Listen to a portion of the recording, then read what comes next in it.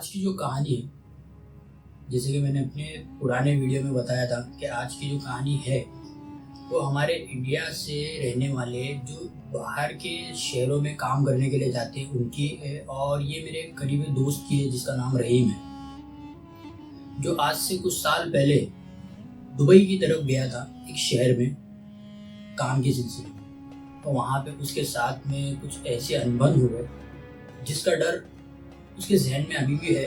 और वो मेरे साथ में शेयर किया है मुझे काफ़ी वीडियो। मेरी अभी कुछ वीडियो अपलोड होने के बाद में जब उसे मालूम पड़ा तो उसने मेरे साथ में ये वीडियो और उसके साथ में जो हादसा हुआ वो मेरे साथ में उसने शेयर किया। और रहीम की वीडियो की पूरी कहानी है मैं आज आपके साथ में शेयर कर रहा हूँ। तो शुरू करते हैं आज की वीडियो बिना टाइम वेस्ट किए। स्टेप बाय स्टेप जो उसने मुझे बताया है वही सारी कहानी मैं आपके साथ में दोहराऊंगा। और आज की जो कहानी है मैं एज अ रहीम खुद होकर सुनाने वाला हूँ, ना कि ऐसा कि उसने कहा था इसने कहा था। मैं खुद एक रहीम बनकर बात कर रहा हूँ, जैसे कि ये कहानी मेरे साथ ही हो चुकी है और मैं आपके साथ में शेयर कर रहा हूँ। इस तरीके से मैं आज आपको अपनी कहानी सुनाने की कोशिश करूँगा। तो शुरू करते हैं आज की वीडियो।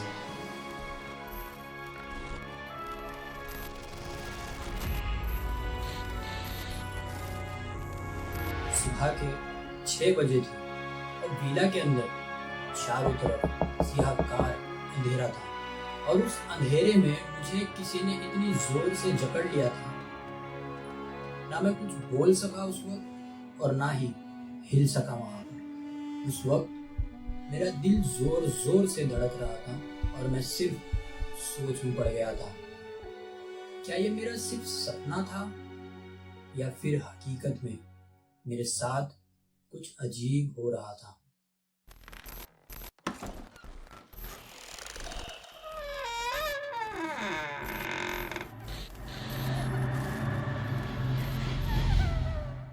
सुबह के 6 बजे थे और विला के अंदर चारों तरफ सियाहकार अंधेरा था।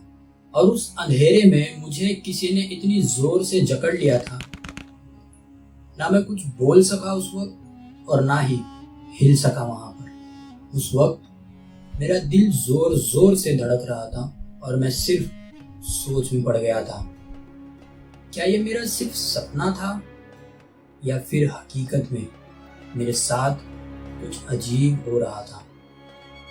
दोस्तों, मैं जिंदगी में पहली बार दुबई आया था काम करने के लिए।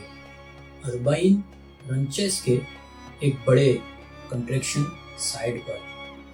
वहाँ के बड़े बड़े विला में मुझे एसी फिटिंग करना था। रोज सुबह 5 बजे उठना और साइट पर जाना और शाम में 5 बजे बरोबर वहाँ से रिटर्न आ जाना। और ये मेरा रोज का रूटीन बन चुका था वहाँ पर एसी लगाने के काम के चक्कर में। ठंड का मौसम था और वहाँ 7 बजे तक चारों तरफ अंधेरा रहता था, इसलिए ड्यूटी शुरू होने के बाद मैं रोज 1 घंटा विला के अंदर ही सो जाया करता था। अब तक के तो सब नॉर्मल था, लेकिन एक दिन मेरे साथ कुछ ऐसा हुआ जिसके बाद मेरी जिंदगी बिल्कुल बदल गई थी। मैं विला में एक कमरे में सोया हुआ था। अचानक से मुझे कुछ महसूस हुआ, जैसे किसी ने मुझे जोर से अपनी बाहों में जकड़ लिया है। मैं पूरे होश में था उस वक्त, लेकिन ना मैं कुछ बोल सका और ना ही जरा भी हिल सका।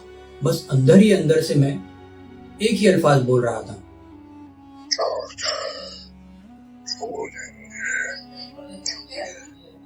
2-3 मिनट तक वो चीज मुझे जकड़े हुई थी। फिर अचानक उसने छोड़ दिया मुझे। अचानक से मैं वहां से उड़ गया और मुझे लगा कि ये शायद मेरा कोई भयानक सा डरावना सा सपना है। और फिर कुछ दिन बाद फिर वैसे ही होने लगा मुझे, लेकिन इस बार मेरे साथ मेरा एक दोस्त भी था। फिर से मुझे किसी ने जोर से जकड़ लिया और उस वक्त मेरे मुंह से बस एक ही चीज निकल रही थी,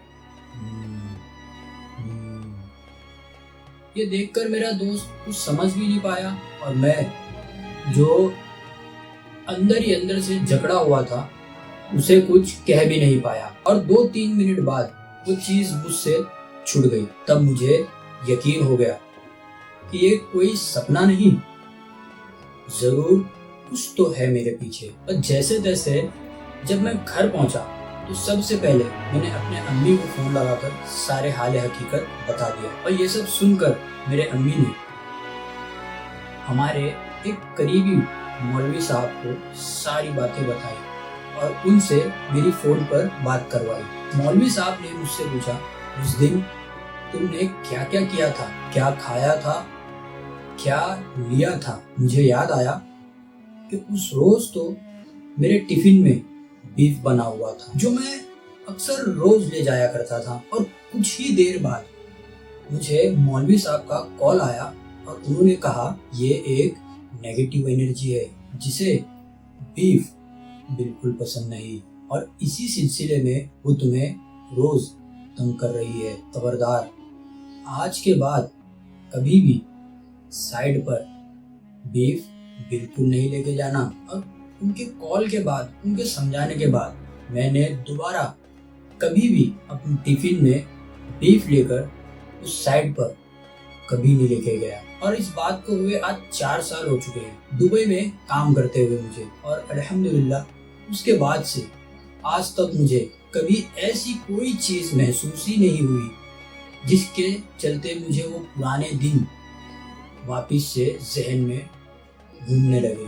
दोस्तों, कभी कभी हम समझते हैं कि जो हमने देखा वो सिर्फ एक महज सपना है, लेकिन असल में वो कोई और चीज होती है जो हमारे आसपास घूमती रहती है और हमें वो चीज कभी नजर ही नहीं आती। मेरी कहानी अक्सर मुझे याद दिलाती है कि मैं अकेला नहीं हूँ। क्या ये सिर्फ एक मेरा इत्तेफाक था या फिर सच में कोई नेगेटिव एनर्जी मुझे छोड़कर हमेशा के लिए चले गई। ये फैसला मैं आप पर छोड़ता हूँ। अगर आपको इसमें जरा भी कुछ लगता है कि या ये मेरा सपना या वहम था या फिर सच में कोई ऐसी चीज होती है जो इंसान को दिखती नहीं लेकिन तकलीफ दे सकती है।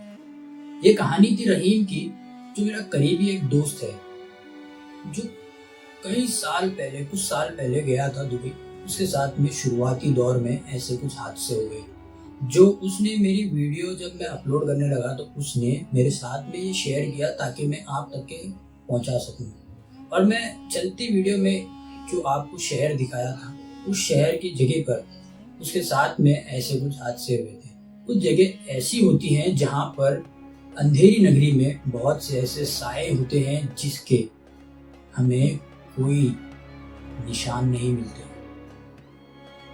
अगर आपको ये वीडियो अच्छी लगी हो तो लाइक करो, शेयर करो और अपनी स्टोरी मुझे जरूर कमेंट करना जैसे मेरे दोस्त ने मुझे शेयर किया। और एक अपकमिंग एक और स्टोरी है हॉरर जो एक होटल की है, वो भी मैं आपके साथ में इंशाल्लाह जल्दी शेयर करूंगा।